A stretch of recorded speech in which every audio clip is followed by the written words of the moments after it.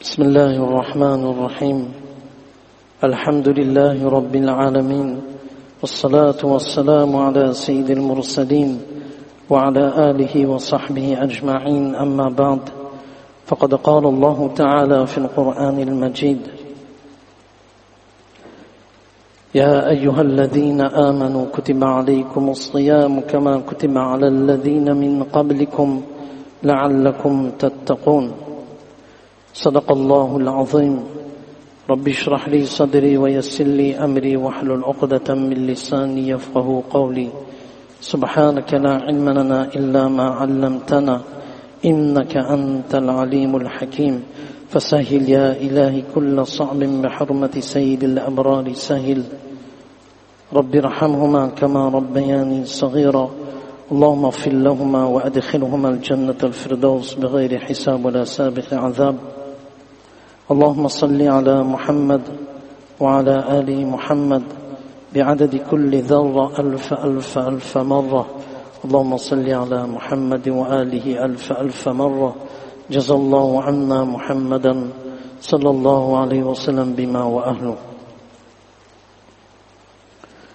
Toutes les louanges appartiennent à Allah subhanahu wa ta'ala, le tout clément, le tout miséricordieux, celui qui nous a permis de vivre ce premier vendredi dans le mois béni, le mois de Ramadan, un mois dans lequel Allah subhanahu wa ta'ala déverse son abondance, sa miséricorde, un mois dans lequel Rasulullah sallallahu alayhi wa sallam a annoncé les bonnes nouvelles aux croyants, un mois dans lequel Rasulullah sallallahu alayhi wa sallam s'est préparé fermement pour accueillir ce mois béni.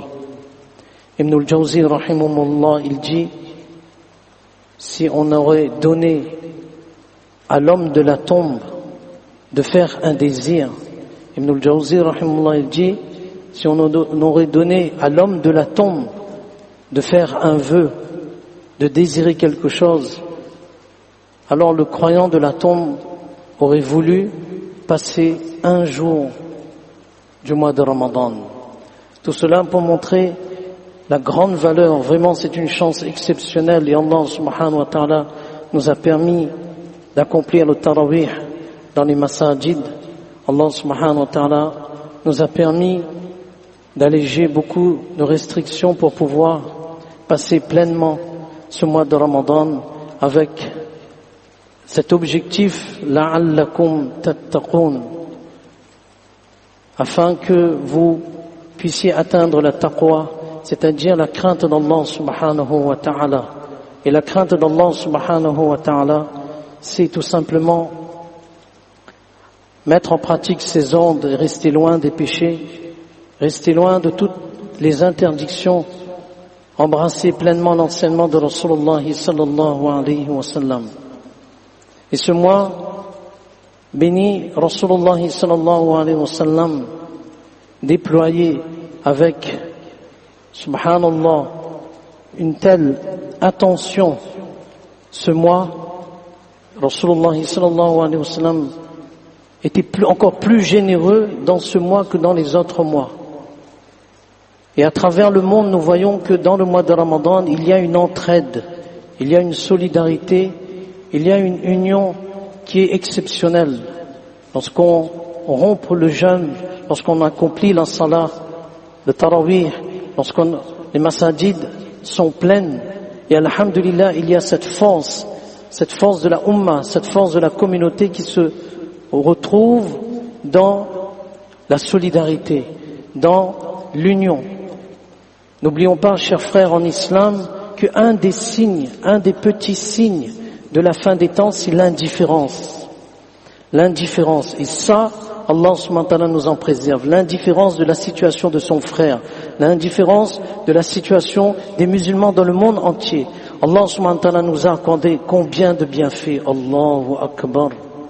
Combien de bienfaits. Cette sécurité, cette capacité de pouvoir s'asseoir dans la masjid tranquillement, sans avoir à craindre quelque chose, sans avoir à craindre que peut-être lorsque je vais quitter la masjid, je vais perdre ma vie. Non, Allahu Akbar, il y a une sécurité exceptionnelle. Lorsqu'on rompt le jeûne, Wallah, on doit avoir cette pensée que combien de personnes n'ont pas de nourriture. Ils jeûnent, elles jeûnent, ces personnes jeûnent, mais n'ont pas de nourriture. Allahu Akbar. Conditions modestes, ou bien dans des conditions injustes. Ces personnes-là, même cela, elles font le jeûne, mais nous, Allahu Akbar, lorsqu'on rompt le jeûne, mais regardez notre table.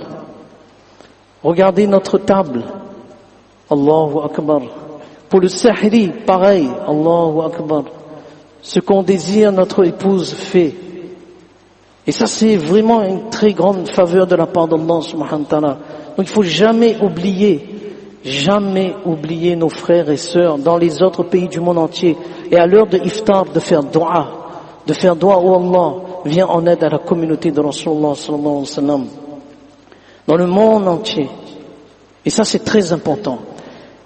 Ce qui est vraiment important, c'est de comprendre l'esprit de ce mois béni qu'Allah subhanahu wa ta'ala, il nous a permis de vivre. Ce n'est pas une routine, ce n'est pas une question d'habitude, mais c'est une question de déploiement, de consolidation, de fortification des qualités. Et ça, c'est important. Nos qualités doivent être renforcées durant ce mois. Parce que c'est un mois où Rasulullah il a déployé d'énormes qualités. Subhanallah. Celui qui a connu, celui qui connaît et celui qui a reçu la bonne nouvelle du paradis. Mais Allahu Akbar, Rasulullah se disait, je suis un serviteur. Et un serviteur, il appartient à un maître. Et notre maître, c'est Allah subhanahu wa ta'ala. Déployer ses qualités, c'est pour cela ne pas perdre de temps. Dans ce mois, il y a 3 choses qu'il faut surtout prendre en considération, c'est la gestion de notre temps. La gestion de notre temps, ça c'est important. Rasulullah sallallahu alayhi wa sallam, il a dit, il y a 2 bienfaits à propos desquels beaucoup de gens sont perdants. La santé et le fait d'avoir du temps libre. Et dans le mois de Ramadan, alhamdulillah, on se donne du temps de venir à la masjid, on se donne du temps de lire le Coran, alhamdulillah. Et ça, c'est une habitude qu'il faut garder, même après le mois de Ramadan. La masjid, Allahu Akbar, on vient, alhamdulillah, pour les 5 prières, on est présent. Mais on doit continuer, on doit garder cette habitude. Et rester loin de tout ce qui concerne les réseaux sociaux, tout ce qui concerne les portables. Ce sont des sinistres voleurs. Il y a des voleurs. Le voleur, c'est les réseaux sociaux. Le voleur aussi, ce sont des groupes d'amis. Parfois, on discute et on parle des choses qui ne nous concernent pas. Il y a la médisance, ça c'est le temps, gérer son temps. On se repose, on a un planning de la journée. Je sais à quelle heure je dois dormir, je sais à quelle heure je suis avec ma famille, avec les enfants, etc. Il y a un temps individuel, il y a un temps collectif, un temps social, un temps individuel pour ma lecture du Coran, pour rattraper les salats qu'on a manqués. La lecture du Coran, ou bien amélioration de sa lecture du Coran, je vais voir un alim, un savant, écoute-moi, même quelques lignes, ça c'est notre temps individuel, notre temps collectif, familial, avec les enfants, de leur faire prendre conscience combien de bienfaits Allah subhanahu wa ta'ala nous a donné. L'importance du mois de Ramadan, de conseiller, de parler aux enfants, de faire ta'lim à la maison, le temps aider son épouse. Et le temps social, c'est venir en aide aux personnes, être encore plus généreux durant le mois de Ramadan, la gestion de son temps. Surtout, téléphone, vraiment, c'est vraiment lorsqu'on a un besoin réel. Mais sinon, Allahu Akbar. Il n'y a pas à développer là-dessus. Tout le monde sait que le portable, les réseaux sociaux tuent tout. Et des heures. Et on se rend compte qu'on a passé 2 heures sur notre portable, la lecture du Coran, notre dhikr, nos duroud, nos du'as, nos invocations, tout cela est passé à l'oubli. Et ça, c'est la gestion du temps, il est important. Très important. Ça, c'est le premier point. Le deuxième point, et ça, Rasulullah sallallahu alayhi wa sallam, il a insisté, et les hadiths de Rasulullah sallallahu alayhi wa sallam sont nombreux. Tous les matins, lorsqu'on se réveille, tous les membres parlent. Et comment on sait que tous les membres parlent? Parce que le hadith de Rasulullah sallallahu alayhi wa sallam nous l'enseigne. Dans les hadiths de Rasulullah sallallahu alayhi wa sallam, il dit, quand le fils d'Adam entre dans la matinée d'un jour, tous les organes de son corps supplient, mais supplient un autre organe. Essayons d'imaginer un instant. Lorsqu'on se réveille le matin, on s'assoit et dit là, les membres sont en train de parler. Mais avec quel autre membre?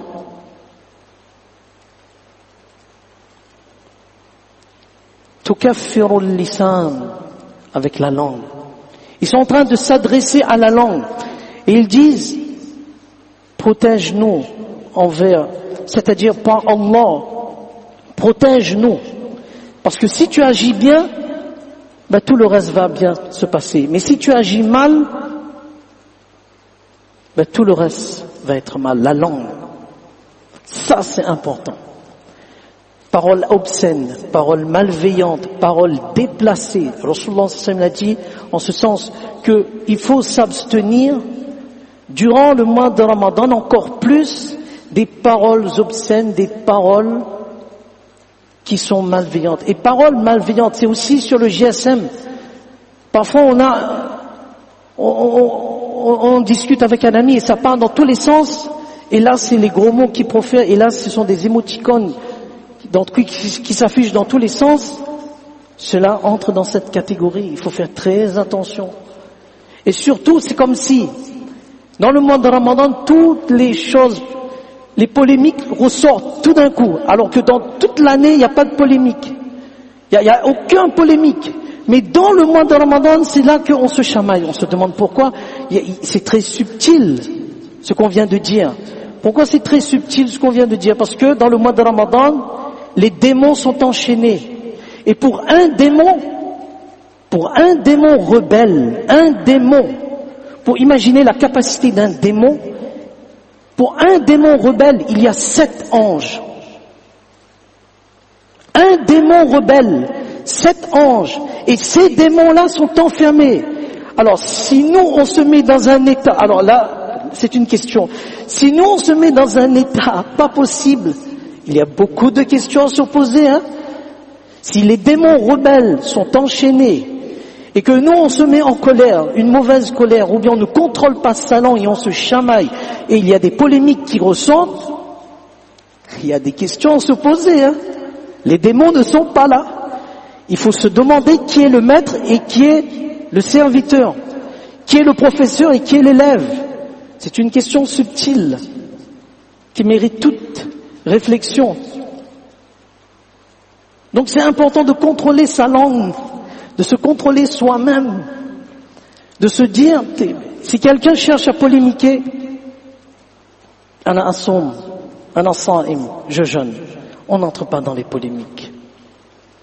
On clôt la discussion, que j'ai raison, que j'ai tort, on arrête là. Et parfois dans des groupes de discussion, justement la langue, on part dans tous les sens, il y a la médisance, on vient de faire iftar.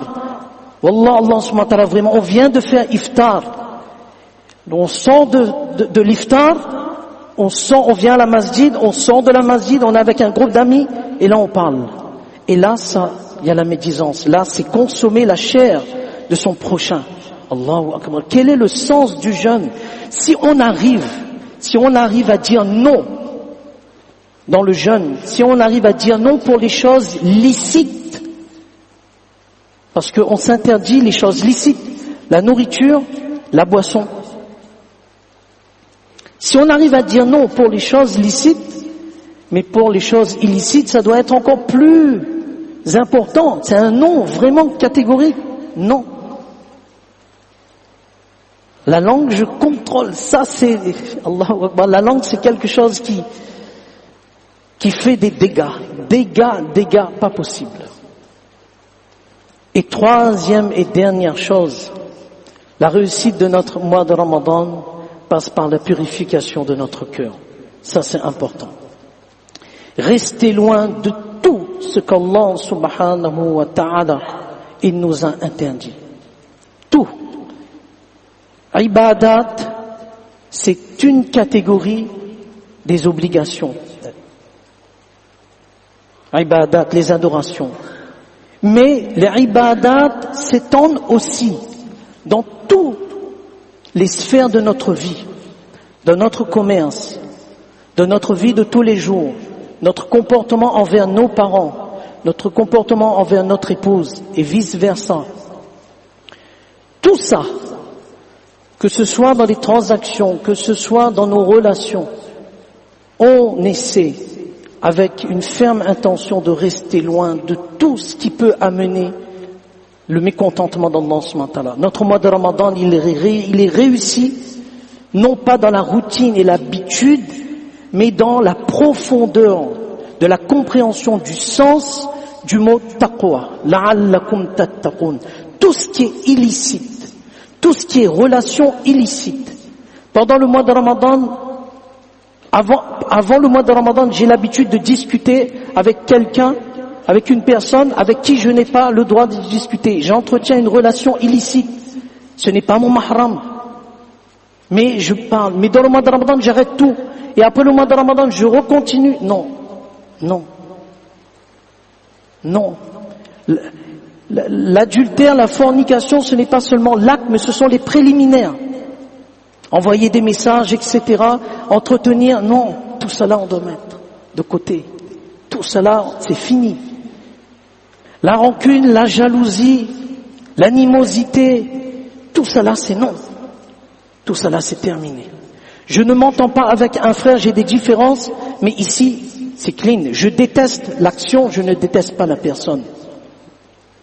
Abu Dujana, radiallahu anhu, un des compagnons de Rasulullah sallallahu alayhi wa sallam, une fois il tomba malade.